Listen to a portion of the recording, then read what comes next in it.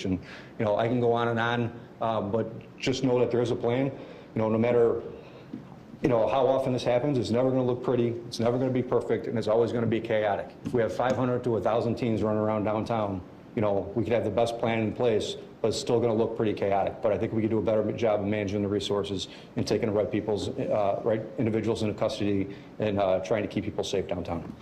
Do you have the personnel on hand to implement the plans that you have? You know, some estimates say the department's down 1,000 officers, given officer overtime, officer wellness. Do you have the people you need? So look, my job as chief of patrol is to manage not only the priorities, but the deployment of resources across the entire city. So I have to prioritize. Right now, we know that these large crowds and gatherings is priority number one. So we do have enough resources in place. We have, I'm not going to get into numbers, we are down personnel, but we have, you know, you've all heard of our matrix and our tier deployments. We do have enough personnel without pulling personnel from the districts to go down to these large gatherings in the downtown area to handle these caravans and any large gatherings of teen trends that may occur, not only at the beaches, but at Millennium Park. Are you canceling overtime? No, there's no talk of canceling overtime. Hello, Chief. On the local level, District Councilman Eric Russell, as it relates to community policing, or just on the neighborhood level, we know that we had a police-involved shooting a couple of weeks ago in Reginald Clayton. Although there was a gun recovered and it's still under investigation, there were some questions about the pursuit policy. Just like we have the traditional spike in violence, summer violence, we also have a traditional spike in the amount of complaints that are leveled against police. So my question is that the neighborhood patrolling and the various task force, their ability to sort of respectfully engage, you know, the various neighborhoods. I know you talked about strategic deployment and what role, what is the community policing of the various neighborhoods gonna look like as we all work to create a partnership with grassroots organizations? And because the prevailing opinion is that the police get a little heavy-handed during the summertime, especially in some of these marginalized communities. How can we address that and reassure our districts as district councilmen that that won't happen this year? So there's a lot to unpack in that question. I'll try to handle as much as I can. First off, I'm not going to be able to comment on any details related to the shooting. I have to refer that to COPA. You know, you did mention complaints, increase of complaints in the summertime. You know, one of the things that we do every day is our internal affairs chief tally is always monitoring the number of complaints, the type of complaints, and you know the increases and decreases in different districts and units across the city. You know, I think I talked earlier about you know, not wanting to go in, and I don't think anyone's suggesting we go in and lock up a bunch of teens or go in with a heavy hand. So I'm glad you used that term, because that's the last thing we want to do is go in any of these situations with a heavy hand, because we know the optics of how that's going to look for everybody in the city. It's going to be detrimental to our goals of what we're trying to accomplish in the city, which is, you know, to reduce crime and overall build trust with the community. So our to hit on your CAPS point, we do have 22 different CAPS offices across the city. We have district coordination programs in 10 of the districts on the south and west side. You know, I mentioned in my remarks that we're going to continue to work with the city and all of our partners to advance the current existing programs that we have and try to provide safe spaces for the youth. Chief, how is the department engaging with these police district councils around the summer violence prevention and/or Mayor-elect Brandon Johnson's transition? So we just, you know, it's all brand new. I believe they all just got sworn in a couple days ago. We had all of our exempt members down to headquarters sometime in the last week to just kind of go over different procedures and policies of what we're going to do. And, you know, we're basically going to deal with the council the same way we do with any other elected official. You know, try to provide them with whatever information they need, try to keep them updated on different crime patterns and the things that are going on in their districts and areas, and just hear their overall concerns and try to address them like we will with an alderman or anybody else.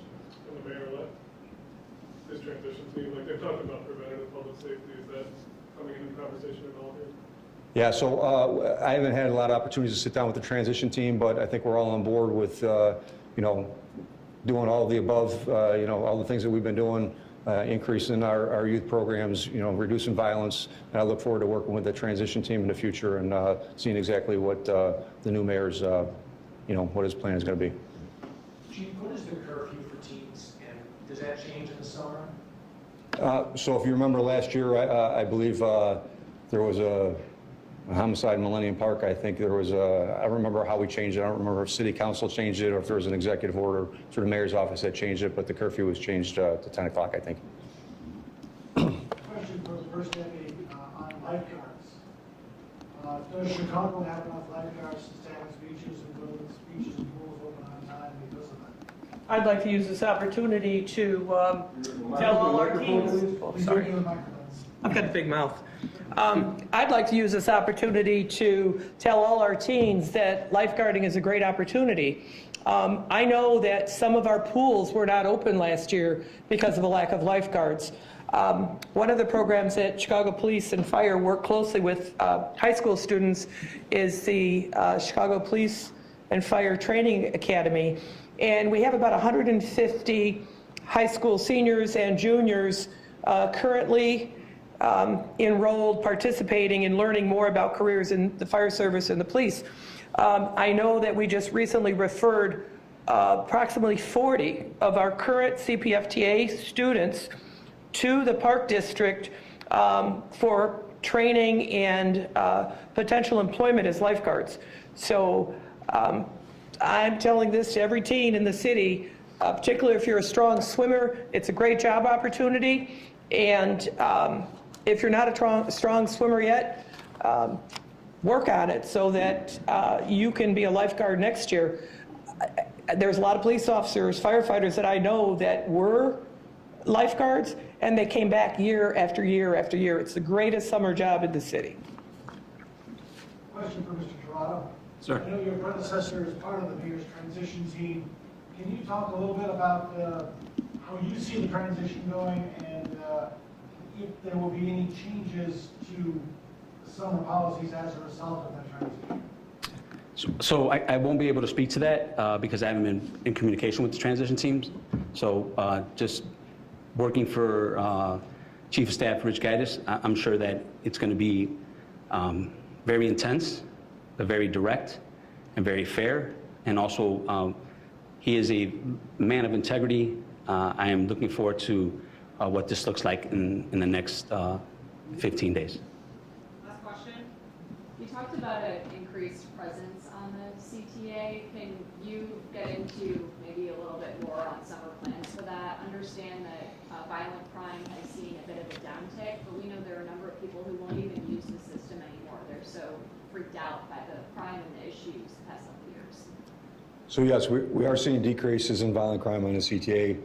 As you recall, last year we started to increase the numbers of personnel that were assigned to our public transportation unit. There's a number of things that the Bureau Patrol does, excuse me, to increase the presence on the CTO, and it is substantial. So, one of the things we do is we run joint emergency response drills with the Bureau of Counterterrorism and the Bureau Patrol.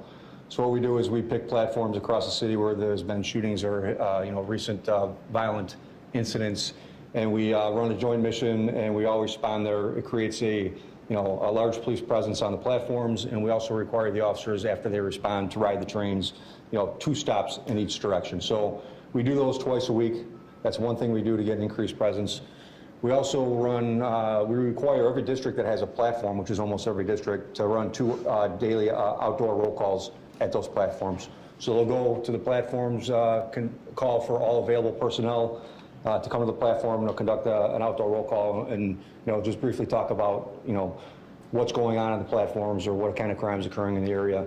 In addition to that, every beat car in the city that has a platform on its beat is required to do 1 platform check a day. So there's 277 beats in the city, and there's 3 watches, so it's 277 times 3. You're doing that many platform checks a day across the city.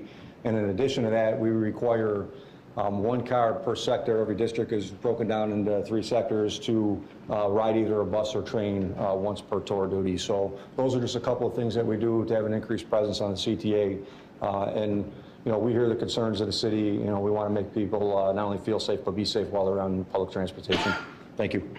Mr. Gerald, any difference between the last Excuse me? I'm sorry. Any difference between last year's plan and this year's? So between 2002 and 2015, what is the difference of the plan? Which plan? The security plan about the summer? Oh, yeah. I could speak for... If you can tell in Spanish. ¿O en español? Uh-huh. Esta es la primera vez que voy a hablar en español, pero perdóname si no lo digo correcto, pero yo puedo decir que hay muchas cambios para lo que están haciendo este año, diferente del año que pasado, pero yo creo que tengo mucha fe en lo que están haciendo la policía, también los bomberos, pero sí. Estoy un poquito nervioso porque no hablo español todos los días, pero sí, tengo mucho fe en el ¿cómo se dice plan en español? ¿Plan? Ok, se dice plan. Pues, sí, para decirte la verdad, yo tengo mucho fe en lo que están haciendo y es diferente del año pasado. Gracias a usted. Thank you, guys. Thank you. Thank you all. I appreciate your time. Gracias por venir.